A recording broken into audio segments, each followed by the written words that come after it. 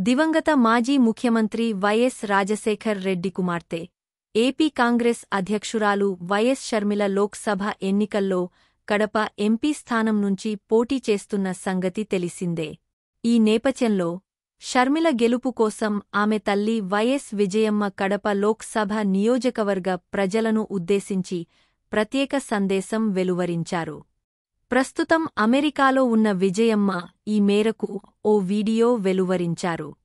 వైఎస్ను అభిమానించేవారికి, ఆయనను ప్రేమించేవారికి, యావత్ కడప లోక్సభ నియోజకవర్గ ప్రజలకు హృదయపూర్వక నమస్కారాలు.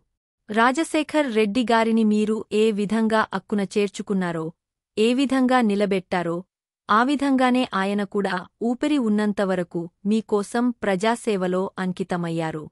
ప్రజాసేవలోనే ఆయన చనిపోయారు. ఇవాళ ఆయన ముద్దుబిడ్డ షర్మిలమ్మ కడప ఎంపీ స్థానం నుంచి పోటీ చేస్తోంది. ఇవాళ ఆ బిడ్డను గెలిపించి పార్లమెంటుకు పంపించాలని ప్రార్థిస్తున్నాను.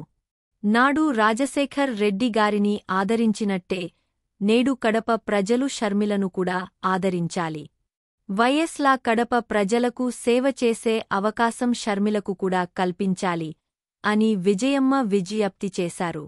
కాగా ఈ వీడియోను షర్మిల సోషల్ మీడియాలో పంచుకున్నారు. అమ్మ ప్రార్థన, నాన్న ఆశీస్సులు, కడప ప్రజలు నన్ను గెలిపిస్తారనే దృఢమైన విశ్వాసంతో ఉన్నాను అంటూ షర్మిల పేర్కొన్నారు.